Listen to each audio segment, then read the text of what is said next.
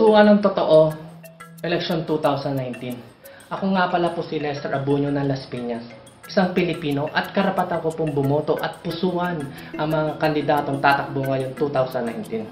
Ang katanungan ko po ay ganito, bilang isang anak po ng PWD at senior, ano po ang kanilang bagong benepisyo maliban po sa libreng panonood ng sine at 20% discount na sa aking naranasan ay parang kulang po. At sa mga PWD naman po, sa aking naranasan ulit po, kulang-kulang po ang kanilang pasilidad at ang mga daan na nababagay po sa kanila. Inaasahan ko po ang inyong sagot ay tutugong sa aking mga katanungan. Serbisyong totoo lang po. Hi, Lester. Ang ating gustong isulong para sa ating PWD is that even right now, nag-file na po tayo ng Bill, House Bill 8014, including the PWD sa coverage ng PhilHealth. No, because I believe na kailangan natin silang bigyan ng pansin. PWDs, they are people of risk in life. And there must be more of laws. Now, ano nangyari? Meron na tayong batas. Pero yung delivery of services that would answer PWD's concern is very nil because our government is too extended to the national government. So, ano nangyari dyan? Ang kasagutan ng yung PWDs doon na sa region. Magandang araw sa iyo, Lester. Natamaan po yung aking puso. Kasi 5 PWD sa aking pamilya. Ang aking plataforma includes 18 regional centers, one-stop shop for PWD, fully funded, puno ng experts at supported by medicines. Yun po ang aking hangarin. Para sa akin po ay napakadami po ko pong iniisip na maisabatas para sa ikabubuti ng ating mga PWDs at senior citizens. Pero unang-una na po dyan ay ang pagkakaroon ng tax exemption sa lahat ng gustong magnegosyo. Lahat po ng pag-aaring negosyo ng mga PWDs at senior citizens ay libre po, tax exempted po. Maraming po salamat. Hindi significant yung libreng sine. Ang mas kailangan, ang mga facilities libre. Libre ang kanyang pag-aaral, meron siyang universal healthcare, at lahat ng mga bagay to restore them into a full human being ang dapat may bigay sa kanila na libre. Ito yung katangian ng isang mapagkalingang lipunan. Para sa may mga kapansanan natin mga kapatid, siguro bilang isang senador, kung tayo papala rin na mailuklok, ay pipilitin po natin maisulong ang batas na sila ibigyan ng libreng hospitalisasyon sa lahat ng ospital sa Pilipinas, at kung po pwede pong ma-waive na ng mga, yung mga other charges, kagaya ng mga professional charges ng ating mga doktor, ay gagawin po natin. Ay talagang patibayin pala lalo itong Magna Carta for the person with disability, particularly in the areas of the following. Education. Dapat meron silang prioridad sa education na dapat ang bawat paaralan, kung saan man sila, meron silang special education section. Kung ano man ang kanilang kakapansanan, at kung pwede silang ilagay sa isang central, nagkakaunti lang lamang sila, hindi sila nakapuno marami. Dapat ang pamahalaan lokal ay gumawa ng isang central education center. Sa sinasabi nilang 20% at meron pang 12% para ho sa ating mga senior at saka yung PWD na kailangan dagdagan pa. Ang mayroong mga kaibigan natin ng senior na pananaw nila na kulang ang kanilang benepisyo pa. Kaya bilang magiging makasama natin sa Senado, ay dapat dagdagan natin. Sa PWD po, author din po ako ng batas na nagbibigay ng special polling precincts kapag eleksyon sa PWD at senior citizen. Pagpatuloy ko po yon at ang aking panukala, pensyon din po para sa mga PWD lalo nang hindi nakakapagtrabaho dahil sa kanilang kapansanan. Sana maisabatas na magkaroon ng support ang gobyerno doon sa mga anak ng PWD, sa ganon ay makapagtapos sila ng kailang mga pag-aaral. At suportahan din yung araw-araw na gamot ng ating mga PWD. Dapat i-insure yun para suportahan yung ating mga kapuspalad ng mga PWD. Hindi lahat ng mga establishmento na nakikita natin ay may mga ay makonsider natin na PWD friendly. Hindi kagaya sa ibang bansa, no? Na masyadong klaro yung kanilang pag-alaga sa mga PWD na like for example, establishmento na may hagdanan, kailangan meron talagang daanan ng PWD. So, totoo yun, kulang. Hanapan natin ang paraan. Sa issue po ng PWD, dapat palawakin natin ang batas na nagbibigay ng social pension. Sa ngayon, ang nasa batas natin, yung Expanded Senior Citizens Act, ay ang makukuha, may bibigyan ng social pension ay ang mga senior citizen.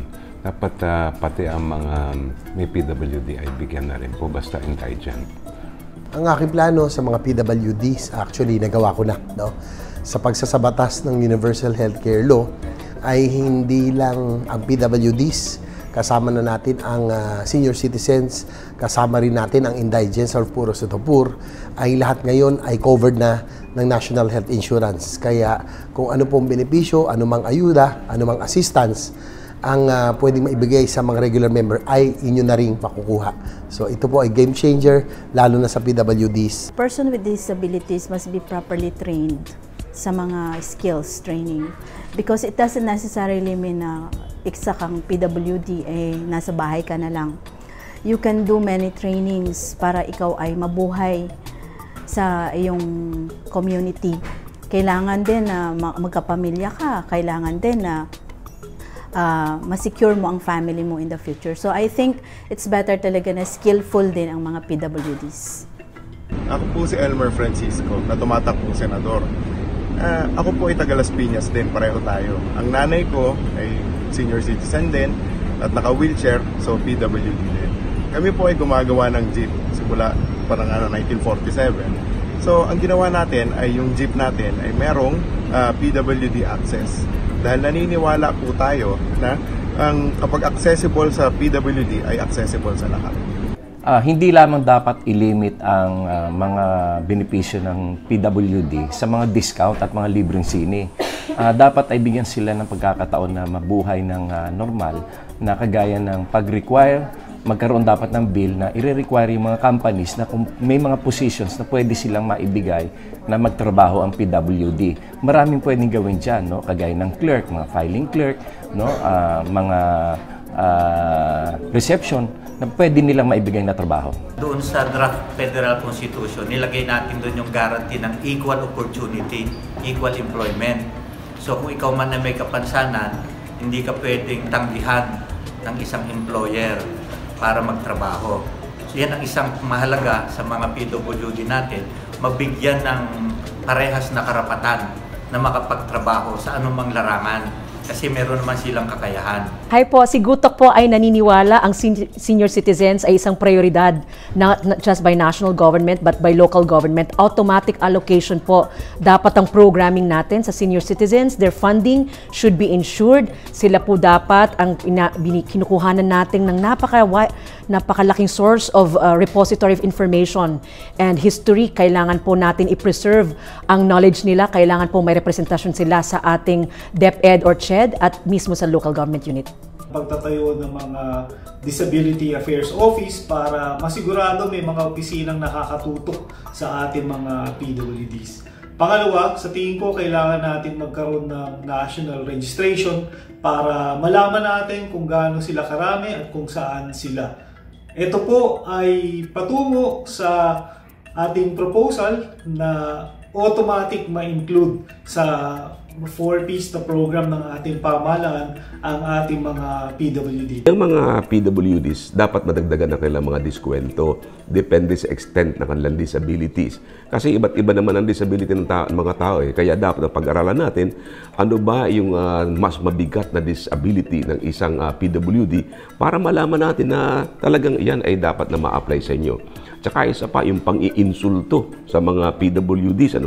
Yung halimbawa, meron silang karamdaman, meron silang kapansanan, minsan nagiging subject ng katatawanan. Sa atin sa Maguindanao Province, meron tayong every year na salo-salo sa ating mga PWDs sa area ng Maguindanao Province. Talagang napaka-lumo yung mga nararamdaman nila, yung di makalakad, yung mga hydrocephalus, tinutulungan po natin yan. Now, kung tayo pagbigyan pagkakataon na tayo manalo sa Senado, pigpitin natin ang lahat-lahat ng mga programa na naaayon sa kanila para matugunan ng gobyerno ang kanilang pangangailangan. Nais kong isulong ang karagdagang benepisyo para sa mga seniors dahil ano ba naman na makakain ng isang lola sa tindahan at babawasan pa ng 20%. Bukod po dyan, para sa mga PWDs, dapat po walang discrimination, may sapat na benepisyo, may access sa mga daan at iba pang mga pangailangan. Institutionalized program po para sa kanilang lahat.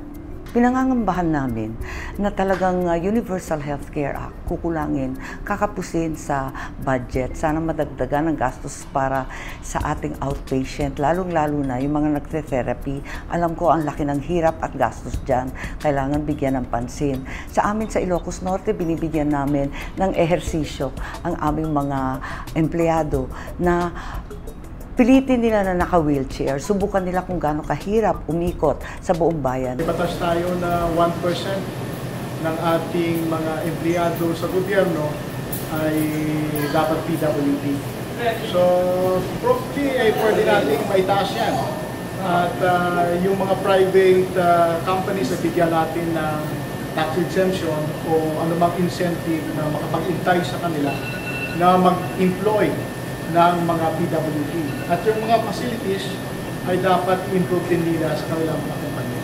Si Atty. Montaño po ay magkakaroon ng panukala na yung hindi pagtupad o yung paglabag sa batas na ito ay dapat may karampatang criminal liability. So, sa pamamagitan yan, mai-ensure natin na kahit papano yung ating mga persons with disabilities indeed will meaningfully enjoy the benefits as provided under the existing Republic Act 10754. Sa PWD, ang problema talaga natin yung sa daan lalo na kung sa wheelchair, mahirapan sila mag-travel, yan ang problema nila. Tapos yung mga benefits kulang kasi kadalasan ang kulang sa kanila yung mga gamutan, mga libreng gamot, saka libreng pang-hospital, kaya tinututukan ko rin yun.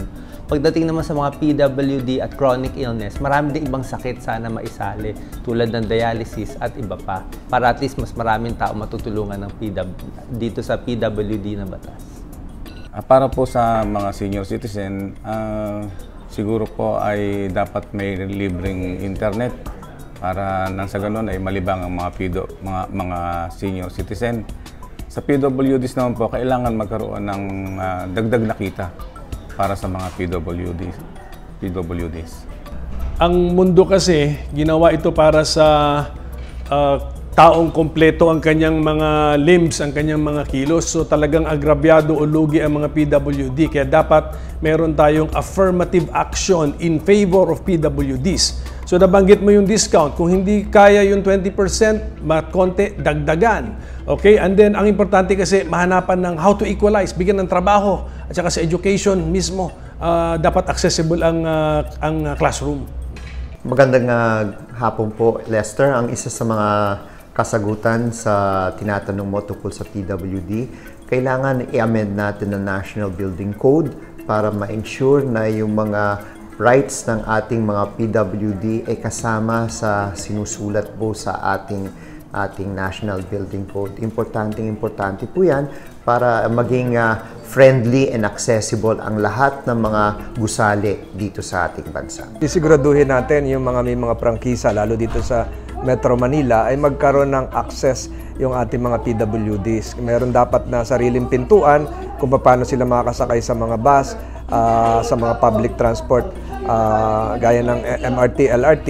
At gagawin din natin na yung ating mga labor laws ay magkaroon talaga ng definite percentage na maha-hire na PWDs na qualified sa kanilang mga establishments.